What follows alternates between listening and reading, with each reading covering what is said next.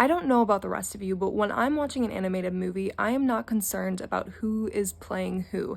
It doesn't matter if the entire cast is A-list celebrities. That's not gonna draw me in and make me more interested in watching that movie. The same way that having a bunch of unknown voice actors isn't going to detract me from watching that movie.